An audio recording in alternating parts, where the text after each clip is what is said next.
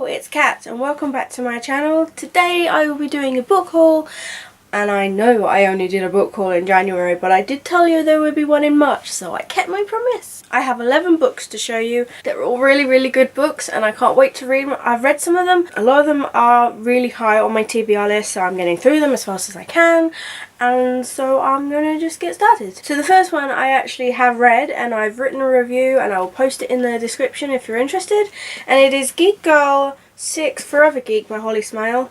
I got this one from the publishers actually. I went to the Ultimate Geek Girl party for the release date, and although I didn't actually read it until a few days ago, about a week after it officially came out, I just can't believe the series is over. It's been such a one of those series that I just love so much, and I wanted to keep going and going and going and going, and it just, I love it. It's so funny, you learn things. You wouldn't even expect to learn things, but there are so many facts in these that, okay, a lot of the times it probably goes right over your head, but I love it. I gave this one a 4.5 out of 5 stars. I would have given it higher, but it wasn't so much that it was a bad thing. It was just there was a sad thing in it, and it just kind of ruined the tone of the book for me, at least. In this one, Harriet goes to Australia with her best friend Natalie and her grandmother Bunty, all on the sort of idea that she'll be getting modelling jobs, but things kind of don't go to plan, and you know Harriet is all about planning, and then in the end she takes things into her own hands, and that's not good. I'll leave it at that. If you're interested in reading the series, I really suggest you do. And the first one is just called Geek Girl. It is utterly hilarious. You won't regret it. The next one I got, actually, I am reading, and it is A Conjuring of Light by V.E. Schwab. I'm about 195 pages in, and it's so good, but it's so intense. It's like every couple of pages I have to take a break, I have to breathe, I have to relax, to calm down, because it is so intense. There's so much going on, so many characters and plot and everything, that it's just it's quite heavy as well. Literally and metaphorically, description wise. It's taken me a bloody long time because there are 666 pages in this. I mean, 666, why? Why would you do that? But this one is the third and final book in the Darker Shade of Magic series, and I would explain it, but it's a bit hard, like spoiler wise, so if you haven't read the series, you really should. It's fantasy, but it's also got like a lot of humour in it, and like, I mean, some fantasies don't have a lot of humour, that's why I say that. It's just so, it really sucks you into the world, like, because it's set in London, but it's a different kind of London. It's kind of relatable in a way, so, because since I live near London, and what am I saying? I don't recognise this London at all. Anyway, yeah, it's really good. I'm babbling. Next one I have is Unconventional by Maggie Harcourt, and I have read this, and I did mention it in my last video, I think, and I wrote a review. I'll post it in the description if you want to read it. It's on my blog, so yeah. This I rated 5 out of 5 stars because it is absolutely brilliant. So funny, so relatable, and the good kind of relatable too, like not just like personal stuff, but it's just because of conventions. I've been to so many, and especially when it's easy to kind of imagine all the crazy things that happen at a convention if you run it. I mean, I've never run a convention before, but I can just well imagine that things just go nuts. And it's sweet, and it's romantic, and it's just so heartwarming, and there's so many like swoony times. Oh, I love it. I'll forever hold this close to my heart. I think I'll be rereading this a few times. It kind of on the same level as Fangirl, you know, with the sort of level of feelings you get. Next one I have is Winter Song by S.J. Jones. I wasn't originally going to get this, but then so many people were talking about it online, and I love the cover. If anything, that's what I got it for. The cover alone is just beautiful, and I don't use that word lightly. So I don't really know much about this. I know that it's about a Goblin King. That's as much as I can remember off the back without reading it directly. Yeah, the cover, it just sometimes you get books for the covers alone, you know. I don't know. I'm really, really bad at these sort of things, people. And the next one I have, I've been looking for ages, but I've been kind of putting it off because I don't want to pay full price, but I ended up doing that anyway. And I got the book originally from the library and I was just really slow at reading it. In the end I just gave in and got Outlander by Diana Gabaldon. I almost forgot the name then. It's a very shiny one. Shiny, neat. I'm kind of reluctant to start it because I don't want to break the spine or anything. I love the TV series. Well, I should say Amazon series because that's what it's on over here. But I kind of wanted to read the book, and I know that there are obviously differences, but the book is so heavy and there are so many books. But I'm just glad I have it for, anyway. If you haven't watched Outlander, it's really good, but it's very graphic, so it might not be for everyone. It's not even for me half the time. I ended up skipping most of the sex scenes, so there you go. Do you really need me to tell you what this is about? Because I'm pretty sure most people have heard of it by now. Next one I have is The Assassin's Blade by Sarah J Maas. It is the prequel to the Phonoglar series, and I tried to get this ages ago. Again, like with Outlander, I was putting it off. I will get around to reading it. It's not high on my list, but it's just nice to add to the collection because, I love the Phonoglar series. Although I haven't read Empire of Storms yet, and I'm reluctant to. I might do that near the time that the last book comes out because I don't know, I'm frightened to go into it. I've heard really mixed feelings, so this sounds quite good before Selena turned annoying, so yeah. Next one we have is the Scarecrow Queen. We have the Scarecrow Queen by Melinda Salisbury, and this is the third and final book of the Senator's Daughter trilogy.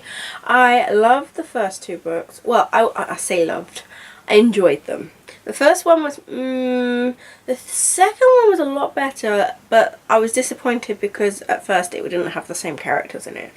But then the same characters did appear later on, and so it kind of brightened up my, I rated it a little bit higher. And I am really looking forward to reading this because by the end of the second book it was clear shit was about to go down. So I'm excited, and my favourite character is back, yes. So, and also the cover is lovely, so like sunset orange and everything, so good. And the next one we have is Take the Key and Lock Her Up by Ali Carter. This is being noticed a theme, this is like the end of trilogies. The end of my life. No, this is the third and final book in the Embassy Row series. I'm not gonna lie, I did start reading this. I got a chapter in and realised I don't remember what happened at the end of the second book. So I put it to one side and I was like, okay, I'm gonna try and read the second book again. Although then that got tedious because I was like, I remember this. So I'm just gonna like skip to the end and start this after I finish the other books that I'm reading. And yeah, I'm really excited because I love Embassy Row. I love Glace. I love Grace, and I love Alexei, and I love Noah, and just why are all the good series ending? The next one we have is The One Memory of Flora Banks by Emily Barr. This is a little complex because I actually got 59 pages into this and really couldn't go on. It was irritating. I like the whole premise that, I'll say this without being politically incorrect. She has a type of amnesia, and I kind of enjoy books that go into those sort of mental health illnesses, not because of like it's a fad, but just because you learn things, and sometimes they do make interesting stories. But this one got a little bit repetitive and just annoying, and it wasn't so much the issue of her not remembering things, it was the infatuation she has with the guy that she kisses. Now it says it on the back, so it's not a spoiler, but it got very, very frustrating. So I was telling my mum about this and I was like, I was ready to throw this out the window. It was getting annoying. And then I was like, I'm gonna skip to the end, see what happens. So I got like the third, and it was like, why didn't I just cut out the middleman and just read the last quarter? Because it got like calmer. Just things, I won't spoil, but things just was like, oh my god, this is actually interesting. Why couldn't it just skip to the end? But I get the gist, sort of, I think. I'm not really sure. I might have another go at the ending just to see what happens, but yeah, this is one of those books that might not be for everyone, because obviously it's got different things in it and it's very young sounding, like she's 17, but because of an operation she doesn't remember anything after the 10th birth, after being 10, so the voice is very, very young, but it's just certain things instead of no. You may like this if that's your sort of thing, but for me personally, I just couldn't deal with it. Sigh. The next one I have is actually one I've read because I've got the paperback, but I went to Forbidden Planet and I saw, actually if Mum hadn't pointed out the signed book section, I wouldn't have seen it, so I blame her. It's A Throne of Glass by Sarah J Maas in hardback edition, and it is signed. So I basically couldn't like not get it, you know, because I haven't got any of my Sarah J Maas books signed. I had the chance, but you know, I didn't fancy waiting like 3 hours to be seen, so yeah, why not just spend 15 quid on another one that is signed and it's hardback. I really want to collect like the whole series in hardback because they're so pretty. The covers are a lot different as well, which, well, I say a lot different, but I guess just a slightly different shade. Yeah, I don't know if I'll ever, I mean, I will reread this again. Obviously, I feel like I want to reread the series before the final book comes out. However, my issue with Kale is just forever going to piss me off because he's in all of them. Why?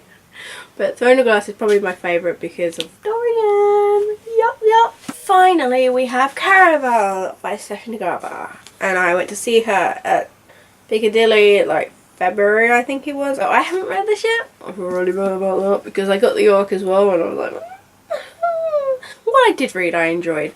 I just haven't got around to it. And it's also because I was in a really annoying reading slump, and then I could only really read contemporaries, so I did that, and now I'm gradually getting back into fantasy, and of course I started A Conjuring of Light, and because before that I'd been reading the Flora Banks book. Got really irritated. I thought maybe I'm going off contemporaries right now, so I went on to, yeah.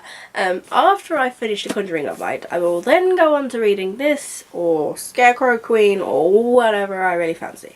But Caraval covers are beautiful. I got this one from Tesco's, and on the inside, I got it signed as well, FYI. But on the inside, it is the top hat.